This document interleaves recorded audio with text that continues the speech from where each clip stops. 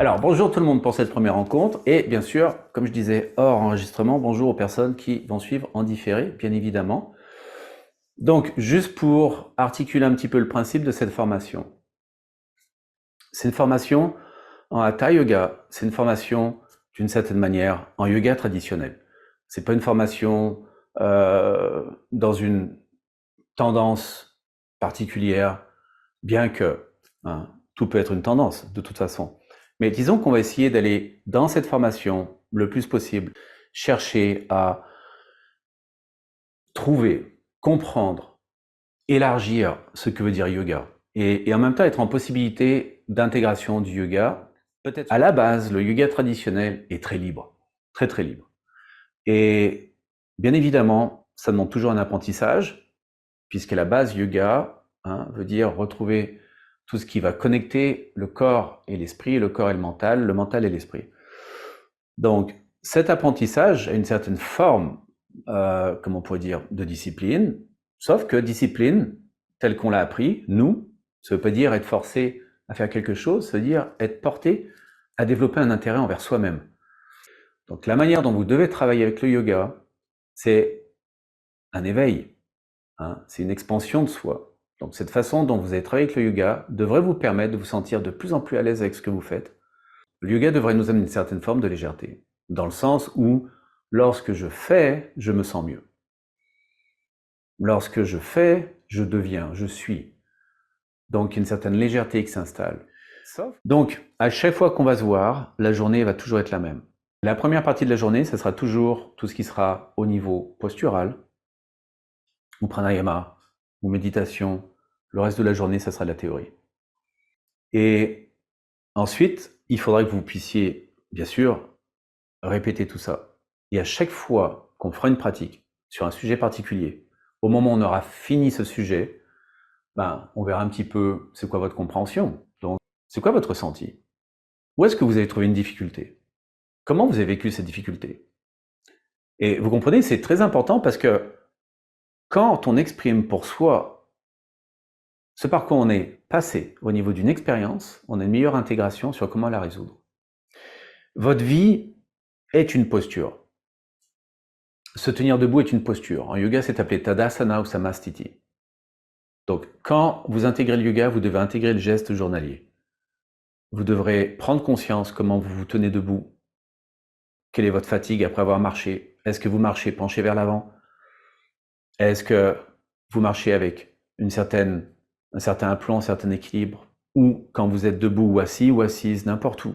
On peut parler dans un café, dans un restaurant, chez vous, à votre table, à votre bureau, au travail. Comment vous asseyez? Et c'est ça la fonction du yoga. Yoga, ce n'est pas d'être sur son tapis de yoga et ensuite les anciennes attitudes reviennent. À partir de là, c'est sûr que il faut que vous puissiez aussi être très sensible au fait que quand vous commencez un travail sur vous, ça va vous faire vivre des choses. Et les yogis, ça fait longtemps qu'ils l'ont compris, parce que dans leur voie d'évolution, qu'on appelle les Ashtanga, Ashta, 8, Anga, membres, les 8 membres du yoga, ils commençaient toujours par les attitudes. D'abord, dans la société, les yamas, comment je me comporte face aux autres, et les attitudes personnelles face aux mêmes, les niyamas. Ils commençaient jamais par posture. Donc il y avait un cycle introspectif qui était très fort, où ils savaient que si leurs attitudes étaient défectueuses au niveau du mental, dans des conditionnements émotionnels dus peut-être à des traumas, à certaines blessures, immanquablement ils allaient traduire la posture de cette manière. Ils allaient rencontrer dans leur corps les blocages psycho-émotionnels, et s'ils n'avaient pas une transformation sur leurs attitudes ou une prise de conscience, au moins une prise de conscience sur leurs attitudes, le corps allait résister. Et ça, c'est la chose la plus fascinante du yoga. Et de là, ils ont enclenché toute une méthodologie sur l'approche de l'observation de soi. Qui suis-je lorsque je me sens mal à l'aise? Qu'est-ce que je deviens? Quel type de personne? Quel type d'attitude je vais avoir? Qui suis-je lorsque je suis enjoué, euphorique? Quelle personne je vais devenir? Quelle promesse je vais faire que peut-être je ne vais pas tenir? Quel type d'attitude je vais avoir? Quel type de conscience, de pensée je vais projeter? Qui suis-je lorsque je me sens pour un jour peut-être dépressif ou pour quelques semaines? Qui suis-je lorsque je découvre peut-être une partie de moi un peu pénible? Comment est-ce que je la regarde? Est-ce que je détourne le regard?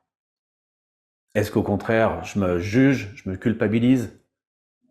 De quelle manière je suis véritablement en réceptivité que chaque chose est nécessaire pour comprendre que c'est une découverte et cette découverte est nécessaire? Donc si durant ce cycle de travail qu'on va faire ensemble, vous allez découvrir certaines choses et ces choses-là vont vous amener dans certains types de réalisations, prenez-en conscience mais n'ayez aucun jugement. Et ceci est extrêmement important parce que s'il y a une once de jugement, il y aura énormément de blocage. En aucun cas, on devrait bloquer sur les découvertes qu'on fait de soi-même. En aucun cas, on devrait se limiter à juste la partie lumineuse de soi. En aucun cas.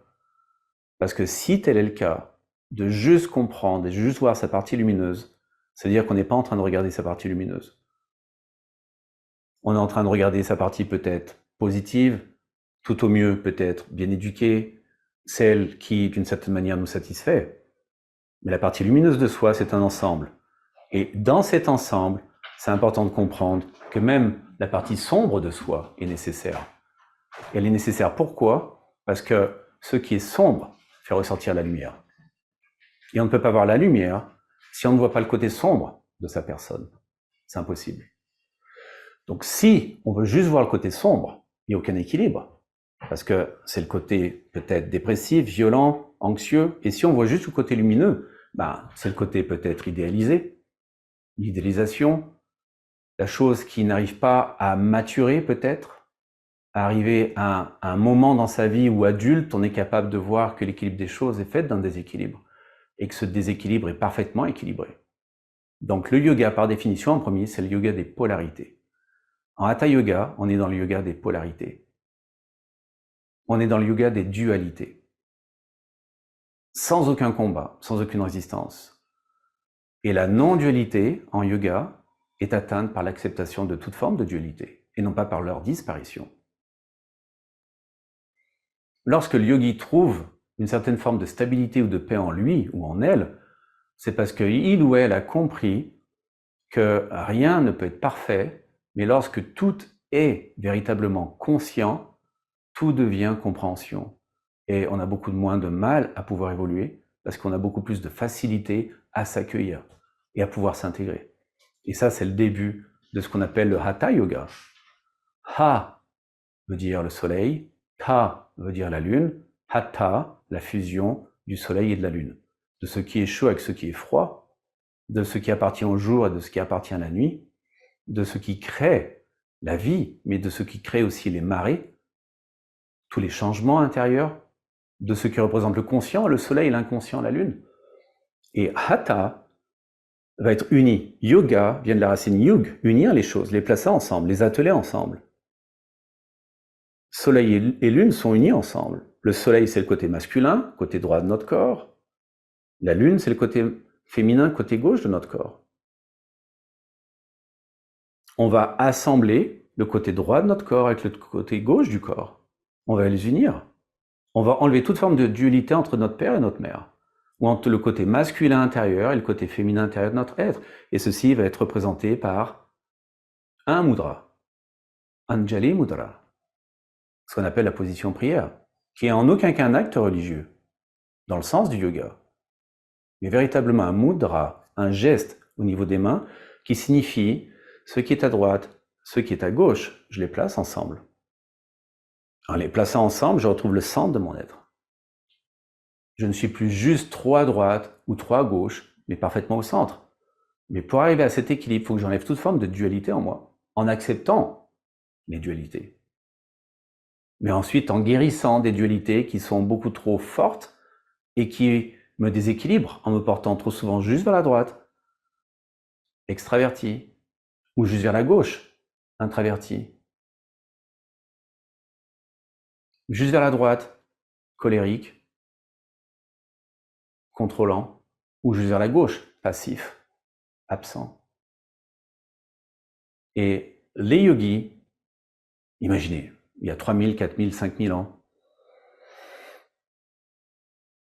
avant Jésus-Christ, ont déjà défini parfaitement cette logique qui est inscrite dans les Upanishads. Dans les Upanishads, il y a une description parfaite, je vous lirai certains passages un moment, bien qu'on fera plus l'étude des Yoga Sutras de Patanjali, mais dans les 108 Upanishads, il y a une description parfaite du mental, de ses agissements, et de là où justement on se perd à l'intérieur, entre cette capacité d'être juste d'un côté plus que de l'autre, et du manque d'équilibre qu'on peut avoir par rapport à notre évolution, notre vie, nos décisions, et ainsi de suite. Et la liste peut être très longue par rapport à ça. Donc ceci définit en premier véritablement la recherche que les yogis ont créée. Et on ne sait toujours pas pourquoi. Enfin, on a nos explications, c'est sûr. On ne sait toujours pas pourquoi le yoga en Occident est juste devenu physique. On a du mal à le comprendre. Pourquoi c'est uniquement une pratique physique? Pourquoi il a fallu que ce soit juste le corps et juste le corps? Donc peut-être en Occident on est stressé par le corps. On est stressé par la mise en forme, par une définition de la santé. On est stressé par peut-être une certaine forme de description de c'est quoi être en santé, ou de quelle manière on peut se sentir en travaillant uniquement le corps, mais on travaille rarement le mental, très rarement. Donc, il faut qu'on ait cette volonté de comprendre qu'il faut qu'on assemble les deux, en fait. Il faut qu'on puisse mettre les deux ensemble, tout ce qui est dans la structure du mental et tout ce qui est dans la structure du corps, et de pouvoir travailler. Et ne vous inquiétez pas, on fera des postures. Ok, je veux bien que vous compreniez qu'il y aura des postures. Mais comprenez bien qu'on ne peut pas juste faire posture s'il n'y a pas une attitude d'ouverture envers soi et de compréhension. Donc toute forme de préférence devra disparaître au bout d'un moment. La première chose, le premier mandat qu'on devra avoir ensemble, c'est enlever de notre vocabulaire, au moins en yoga, je vous laisse libre pour le reste. Mais au moins en yoga, enlever j'aime, j'aime pas. Éliminer ça complètement. On ne pourra plus dire « Oh, j'aime cette posture, mais j'aime pas cette posture ». C'est pas en évitant les choses qu'on peut les comprendre. C'est en étant en contact avec celles-ci. Après, si on a des caractéristiques biomécaniques, problèmes médicaux qui ne nous permettent pas de faire ces postures, on peut dire, et ça sera différent, on ne dira pas j'aime pas ces postures, on dira ok, ben ça c'est plutôt déconseillé pour moi parce que j'ai telle pathologie, j'ai tel problème, donc je les fais beaucoup moins. Mais assez étonnamment, les gens qui ont des pathologies, qui sont déconseillés à faire ces postures, essayent de les faire. Parce qu'ils ne veulent pas être pris dans leur pathologie. Parce que c'est une pathologie physique. Mais quand on a une pathologie mentale, on ne veut jamais y faire face. Parce que c'est une pathologie mentale. Donc, du coup, ce que j'aime pas faire, qui revient à regarder dans ma pathologie mentale, pourquoi j'aime pas le faire, qu'est-ce qui m'empêche de le faire, on ne veut pas y toucher. Parce qu'on ne veut pas toucher à son mental. Vous comprenez? Vous prenez quelqu'un qui a une pathologie au genou, il a un problème de genou, d'usure par exemple, de cartilage, la personne va dire « Ah c'est dommage, j'aimais ça à faire le guerrier 2. Maintenant je peux plus le faire, j'ai une pathologie au genou. » La personne ne va pas commencer à dire « Oh j'aime pas le guerrier 2 parce que ça me fait mal au genou. » Elle va dire « J'aimerais continuer à faire le guerrier 2, comment je peux faire pour l'adapter? De quelle manière je pourrais avoir un accessoire pour enlever la pression dans le genou? De quelle manière je peux continuer à explorer cette posture ?» Et c'est exactement cette position qu'on devrait prendre lorsqu'on est face à une pathologie de notre mental. Lorsqu'on est face à une résistance émotionnelle de notre mental. On devrait se dire, tiens, j'aime pas les extensions. Ok, super, parfait, pas grave. Ok, faisons des extensions. Voyons qu'est-ce que ça te demande comme relâchement, qu'est-ce que ça te fait surgir comme peur, et essayons de travailler ça. Et Dieu sait que tu seras jamais obligé de faire juste des extensions. Mais on ne peut pas ne jamais faire d'extension, parce qu'on a décidé qu'on n'aimait pas ça. Vous comprenez? Il faut trouver une raison valable. Il faut vraiment avoir quelque chose de beaucoup plus profond.